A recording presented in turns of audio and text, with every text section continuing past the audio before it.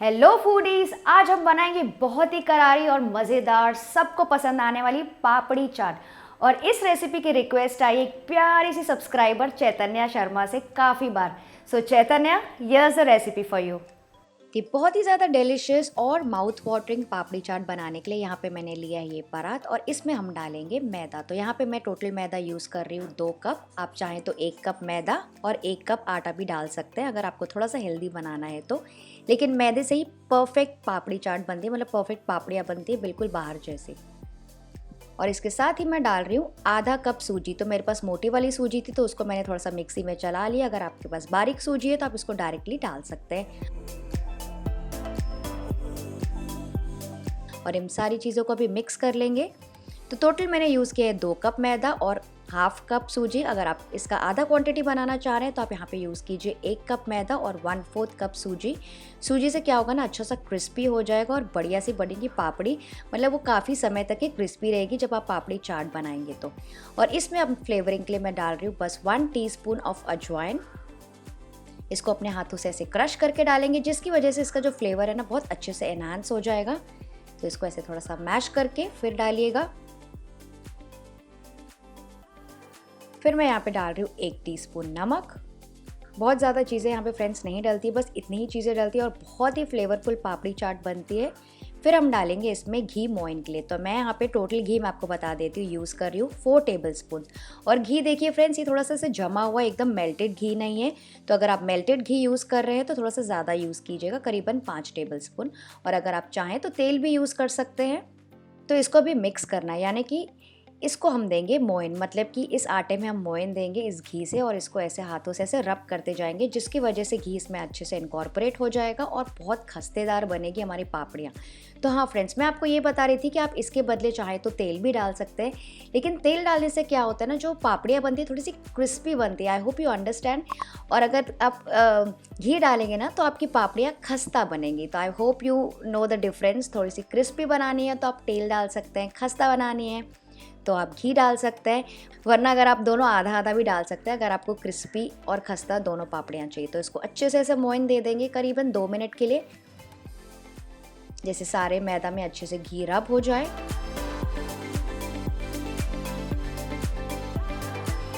ये देखिए, अब मैं अपने हाथों से ऐसे उठा के देख रही हूँ तो ऐसे हल्की सी मुट्ठी जैसे बन रही है। ये देख सकते हैं आप, मतलब कि इसमें जो घी है वो एकदम ही बराबर है। अगर आपको ऐसा लग रहा है कि मुट्ठी नहीं बन रही है तो आप इसमें 1 से 2 टीस्पून घी और डाल सकते हैं। पर फ्रेंड्स, लालच करके बहुत ज़्यादा घी या फिर बहुत ज़्यादा तेल बिल्कुल भी मत डालिएगा सोच के कि बहुत ज़्यादा खस्ता बनेगी और करारी बनेगी। ऐसा बिल्कुल भी नहीं होगा, आप गलत सोच रहे हैं।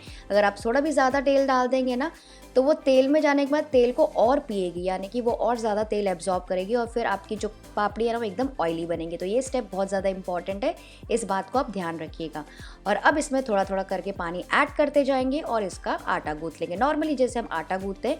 बस ये है कि इसको ज़्यादा मसल के नहीं गूँथना है। नॉर्मली जैसे हम आटा गूँथते हैं ना रोटियों के लिए, वैसे इसके लिए मसलना नहीं है इसको। बस थोड़ा सा ऐसे बाइंड करते करते सारी चीज़ों को इकट्ठा करना है, मतलब बहुत लगातार इसको मसलना नहीं है, जैसे कि इसमें ग्लूटेन फॉर्म हो जाए, हमको ग्लूटेन नहीं चाहिए। बस इतना बाइंड कर लीजिए कि पूरा आटा एक तरफ अच्छे से इकट्ठा हो जाए। ये देखिए, पूरा आटा एक तरफ इकट्ठा हो गया। बहुत ज़्यादा देर मैंने इसको नहीं दबाया, मैं आपको इसको खोल के दिखा दी। आप देख सकते हैं लेयर्स, मतलब हमने सारी चीज़ें बस इकट्ठा किए ना, बस इसी लेयर्स की वजह से जो आपकी पापड़ियाँ बहुत ही ज़्यादा खस्ता बनेंगी। ये देखिए, ये सेमी सॉफ्ट डो है, मतलब ये हल्का सा सॉफ्ट है, लेकिन इसको हम अभी रेस्ट करने के लिए रखेंगे ना तो ये काफ़ी सेट हो जाएगा, फूल जाएगा और थोड़ा सा कड़क हो जाएगा, क्योंकि हमने इसमें डाला है सूजी। तो सूजी पूरा पानी एब्जॉर्ब कर लेगी सेट होने के बाद, रेस्ट करने के बाद। तो ये थोड़ा सा कड़क हो जाएगा जैसा आटा हमको चाहिए।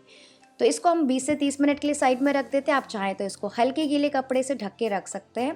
तो जब तक इसको रेस्ट करने के लिए हम रख रहे हैं, मैं आपको बाकी की तैयारी बता देती हूँ कि क्या क्या करना है। तो फ्रेंड्स, आज हम बनाएंगे एक चटपटा और मसालेदार चाट मसाला घर पे ही, जिसको बनाने में सिर्फ 1 ही मिनट लगता है। और इसको आप स्टोर करके रख सकते हैं, कोई भी चाट्स, भेल्स और सैंडविचेस में भी यूज़ कर सकते हैं। और इस चाट को बनाने के लिए खट्टा, मीठा, स्पाइसी, चटपटा और बहुत ही ज़्यादा फ्लेवरफुल मैं आपको दिखाने वाली हूँ 3 चटनियाँ। तो वीडियो पूरा देखिएगा। और फ्रेंड्स, अगर आपको वीडियो अच्छा लगता है तो इसे प्लीज़ लाइक कर दीजिए, क्योंकि मुझे पता है कि आपको चाट खाना बहुत पसंद है। इसके लिए यहाँ पे मैंने पहले से फ्रेंड्स बना के रखी है 3 चटनियाँ, जो कि बहुत ज़्यादा इंपॉर्टेंट चटनियाँ होती है इस पापड़ी चाट में। इमली चटनी, हरी चटनी, लहसुन चटनी, इन सारे चटनियों का वीडियो मेरे चैनल में ऑलरेडी है और उनके लिंक्स मैं नीचे डिस्क्रिप्शन बॉक्स में डाल दूँगी। इमली चटनी और ग्रीन चटनी आप मेरा चैनल में जो लिंक है उसमें फॉलो करके आप देख सकते हैं, लेकिन लहसुन चटनी का भी मैं आपको एक क्विक वर्जन बता देती हूँ जैसे मैंने आज फॉलो किया है।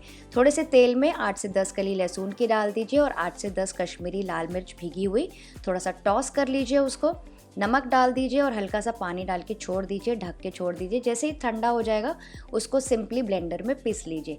तो फ्रेंड्स ये थी मेरी शॉर्टकट वाली लहसुन चटनी। वैसे अगर आपको प्रॉपर ऑथेंटिक लहसुन चटनी बनानी है तो उसका लिंक भी मैं नीचे डाल दूँगी। तो फ्रेंड्स ये तीनों चटनियों का जो टेस्ट है ना एकदम प्रॉपर अच्छा होना चाहिए, तो ही आपकी जो चाट है बहुत मज़ेदार बनेगी। एंड ये तीनों चटनियाँ आप कभी भी हैंडी बना के रख सकते हैं फ्रिज में, आप कोई भी चाट्स बना सकते हैं। तो चलिए अब झटपट से इसका चाट मसाला बना लेते हैं जो कि हम घर पे ही बनाएंगे, जिसके लिए एक छोटे से ब्लेंडर में ले रही हूँ 1 teaspoon red chili flakes, 1 teaspoon Kashmiri लाल मिर्च का पाउडर, आधा टीस्पून मैं डाल रही हूँ ज़ीरा पाउडर। अगर आपको भुना हुआ ज़ीरा डालना है तो आप वो भी डायरेक्टली इसमें डाल सकते हैं। आधा टीस्पून काला नमक, 1 टीस्पून मैं डाल रही हूँ आमचूर पाउडर और ये देखिए 1 टीस्पून मैं डाल रही हूँ काली मिर्च के दाने, क्योंकि अगर आपके पास काली मिर्च का पाउडर है तो वही डायरेक्टली डाल सकते हैं या फिर दाने भी डालेंगे तो सारी चीज़ें एकदम अच्छे से दरदरी पिस जाएंगी। फिर मैं डाल रही हूँ इस पर फ्लेवर के लिए, बहुत अच्छा फ्लेवर आता है, बिल्कुल थोड़ी सी हींग। तो यहाँ पे बस ये मैंने बेसिक मसाले यूज़ किए जो कि सबके घर में अवेलेबल होते हैं। अब इसको अभी पीस लेंगे, तो इसको दरदरा पीसना है। तो ये देखिए कितना मज़ेदार, अभी खोल के इसको खुशबू आ रही है, एकदम दरदरा चाट मसाला, मतलब होममेड चाट मसाला या फिर सैंडविच मसाला रेडी हो गया है। मैं आपको इसकी कंसिस्टेंसी दिखाती हूँ। ये देखिए हल्का सा दरदरा है, बिल्कुल ऐसा ही हमें चाहिए, तो ही वो बढ़िया सा फ्लेवर आता है हर एक चीज़ का, मतलब मुँह में हर चीज़ का फ्लेवर फटता है जैसे जैसे आप इसको खाएंगे ना। इसको आप बहुत ज़्यादा बना के रख सकते हैं, कोई भी सैंडविचेस, चाट्स, भेल्स में इसको यूज़ कर सकते हैं। इसको साइड में रख लेंगे और चलिए हम अपना आटा भी चेक कर लेते हैं। देखिए आटा पहले से हल्का सा कड़क हो गया है, तो बस हमको ऐसा ही आटा चाहिए, क्योंकि अगर आप आटा बहुत ज़्यादा सॉफ्ट लगा देंगे ना तो क्या होगा ना, तलने के समय वो बहुत ज़्यादा तेल पी लेगा और फिर वो क्रिस्पी नहीं बनेंगी पूरियाँ, थोड़ी सी सॉगी और ऑयली बनेंगी। तो इसका हम ले लेंगे बिल्कुल थोड़ा सा पोर्शन। तो सबसे पहले मैं आपको एक पूरी बना के दिखाती हूँ। अगर आपको मान लीजिए बड़ी बड़ी पूरियाँ बनानी है तो आप ऐसे सिंगल सिंगल बेल सकते हैं और इसको ऐसे रोल कर लेंगे। ये देखिए जितनी बड़ी या छोटी पूरी आपको बनानी है, आप इतनी थिकनेस की अब बस होनी चाहिए, क्योंकि एकदम पतली बनाएंगे तो मज़ा नहीं आएगा, एकदम मोटी बनाएंगे तो भी मज़ा नहीं आता है। और फिर इसको ऐसे चारों तरफ से प्रिक कर लेंगे फोर्क से या फिर टूथपिक से, ताकि ये फूले नहीं, ताकि पानी पूरी ना बन जाए। तो ये था एक पूरी बनाने का। अगर आपको ऐसा लगता है ना कि आप जल्दी जल्दी एक एक पूरी बना सकते हैं, कोई लोग बहुत फास्ट होते हैं तो आप वैसा बना सकते हैं, या फिर मैं क्या कर रही हूँ, एक बड़ा सा पोर्शन मैंने लिया है आटे का, हल्का सा सूखा ही आटा मैंने लिया है नीचे, बहुत ज़्यादा सूखा आटा नहीं लिया। इसको बेल लेंगे, एक बड़ी सी रोटी बना लेंगे इसकी। तो इसको अच्छे से रोल कर लीजिए। तो ये देखिए एक बड़ी सी रोटी मैंने बना दी, इतने थिकनेस की होनी चाहिए। अच्छा मैं आपको एक यहाँ पे एक ट्रिक बताती हूँ फ्रेंड्स।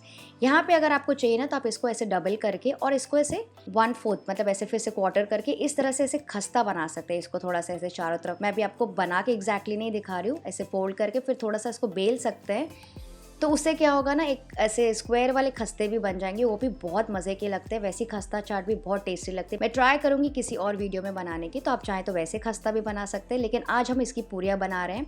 तो इसके लिए मैंने यहाँ पे लिया था एक कुकी कटर, जिसका मैंने ट्राई किया था, बहुत छोटी पूरियाँ बनी। तो यहाँ पे मैंने अब थोड़ा सा बड़ा कुकी कटर यूज़ कर रही हूँ, क्योंकि क्या होता है ना, पूरियाँ तलने के बाद भी थोड़ी सी साइज़ में कम हो जाती है।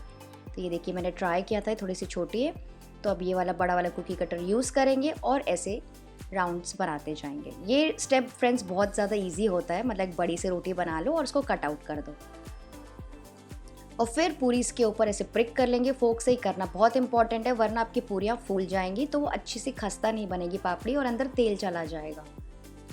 तो चारों तरफ से ऐसे प्रिक कर लीजिए।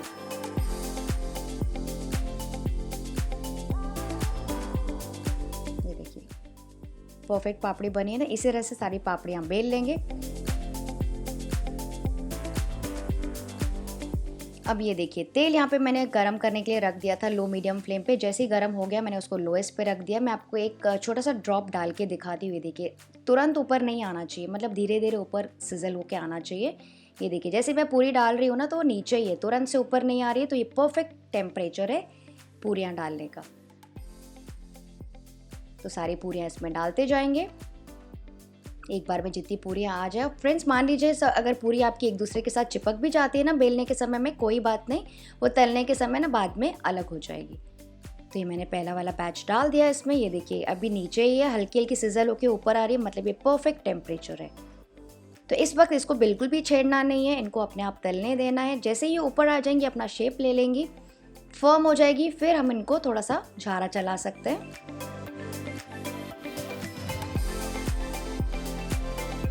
तो करीबन 2 मिनट के बाद आप देख सकते हैं कि पूरियाँ धीरे धीरे ऊपर आ रही है और अपना शेप अच्छे से फॉर्म कर लिया। तो अब इसमें झारा चलाना थोड़ा सा सेफ है, तो हल्का सा झारा चलाइए, बहुत ज़्यादा नहीं। और इसको और अभी हम पकने देंगे मीडियम फ्लेम पे 3 से 4 मिनट के लिए, या फिर जब तक कि बढ़िया से गोल्डन ब्राउन और क्रिस्पी ना हो जाए जैसे आपको चाहिए। तो मैं इसको मीडियम फ्लेम पे ही फ्राई करी हूँ, इसलिए इसको कलर आने में थोड़ा सा समय लग रहा है। बीच बीच में आप ऐसे स्टर करते जाइए और पलटाते जाइए, जिस भी साइड आपको ऐसा लग रहा है कि कलर नहीं आ रहा है, इसको ऐसे फ्राई करते जाएंगे। और फ्रेंड्स अगर बीच बीच में आप चाहें तो फ्लेम को हल्का सा हाई कर सकते हैं थोड़ा सा कलर देने के लिए, पर बहुत ज़्यादा हाई नहीं कीजिएगा, वरना क्या होगा ना ऊपर से एकदम डार्क हो जाएंगी और अंदर से पूरियाँ कच्ची रह जाएंगी, खस्ता नहीं बनेंगी। तो ये देखिए कितना अच्छा सा प्यारा सा कलर आ गया है और एकदम अच्छी तरीके से तल भी गई है, वो देखने से आपको अंदाज़ा लग जाएगा। और इसको ना इसी स्टेज पे निकालिएगा फ्रेंड्स, क्योंकि क्या होता है ना पूरियाँ निकलने के बाद भी थोड़ी सी डार्क हो जाती है जब वो रेस्ट करती है। तो ये परफेक्ट कलर है, और अगर मान लीजिए आपको थोड़ा सा और डार्क कलर पसंद है तो आप इसको 1 मिनट और फ्राई कर सकते हैं। तो मुझे ऐसा लग रहा है कि पूरियाँ परफेक्टली क्रिस्पी हो गई है, ये देखिए, और कलर भी बहुत अच्छा आया है। तो इस स्टेज पे मैं इनको निकाल दूंगी। ये देखिए सारी पूरियाँ एकदम अच्छे तरीके से फ्राई हो गई है, अच्छा सा कलर है और कोई पफ अप भी नहीं हुई है, ऐसा नहीं है कि फूल गई है।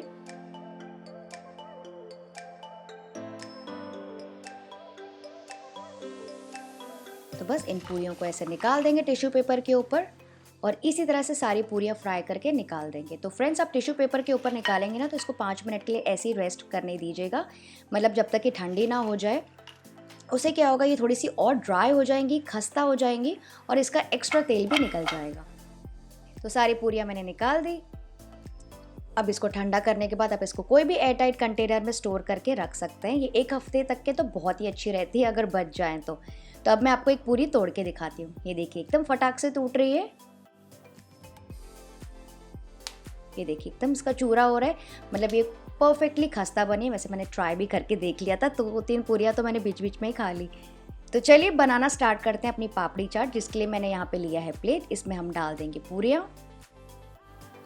तो फ्रेंड्स क्योंकि हम पापड़ी चाट बनाने जा रहे हैं ना, तो एक के ऊपर आप सारी पूरियाँ रख सकते हैं। हम सेव पूरी नहीं बना रहे हैं, पापड़ी चाट बना रहे हैं, तो एक के ऊपर भी आप रखेंगे ना तो बहुत मज़े की बनती है। उसके ऊपर हम डाल देंगे बॉईल किया हुआ क्यूब किया हुआ आलू।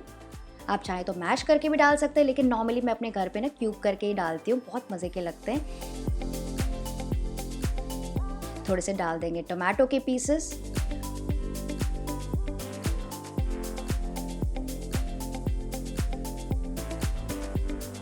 और फिर इसके ऊपर हम डाल देंगे थोड़ा सा चाट मसाला जो कि हमने घर पे बनाया था। तो इसमें सारे मसाले हैं, नमक है, जीरा है, तो सारी चीज़ें एक में ही पूरी हो जाएगी। तो इसके लिए आपको अलग से नमक मिर्ची कुछ भी डालने की ज़रूरत नहीं पड़ेगी इसके ऊपर।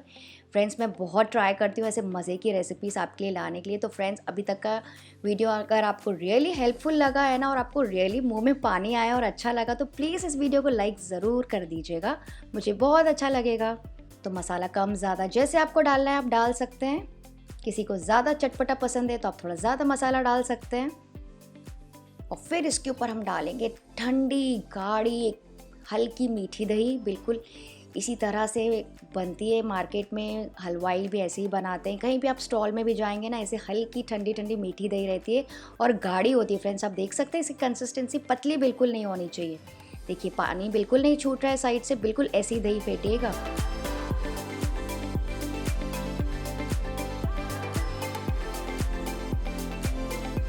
और फिर से इसके ऊपर हम क्रश करके डाल देंगे थोड़ी सी पूरियाँ, ताकि एक्स्ट्रा टेस्ट और खस्तापन आए मुंह में। नेक्स्ट हम डाल देंगे इसमें ग्रीन चटनी।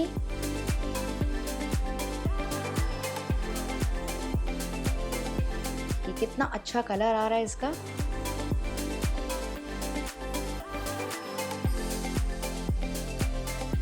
फिर मैं इसमें डाल दूंगी लहसुन चटनी। वाओ, इसको तो आप देखिए कलर कॉम्प्लीमेंट कितना बढ़िया सा आया है। तो फ्रेंड्स ये सारी चटनी आप ज़रूर ट्राई कीजिएगा, बहुत ही ज़्यादा फ्लेवरफुल होती है और आप ऐसे भी बना के रख सकते हैं पूरी थेपला पराठा के साथ।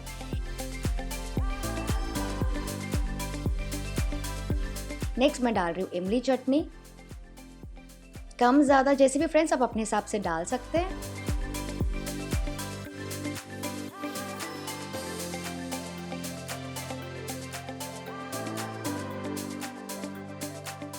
और फिर अगर आपको चाहिए तो आप इसके ऊपर थोड़ा सा और चाट मसाला डाल सकते हैं।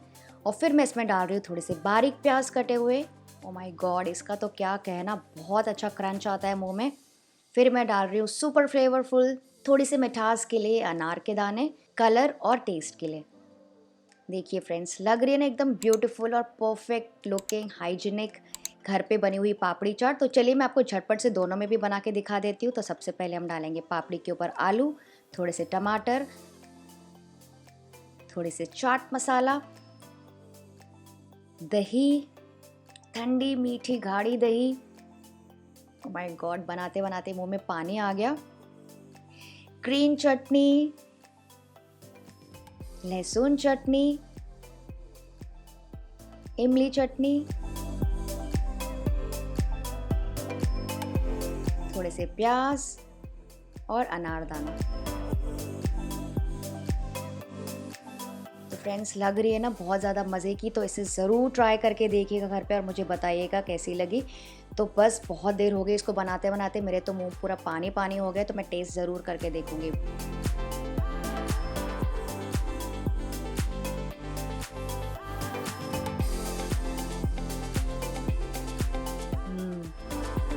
Super amazing, super flavourful, super crunchy. तो फ्रेंड्स आई होप आपको आज की रेसिपी अच्छी लगी। अगर हाँ तो इस वीडियो को लाइक और शेयर ज़रूर कीजिएगा अपने दोस्तों के साथ। मैं आपसे मिलती हूँ, बाय बाय।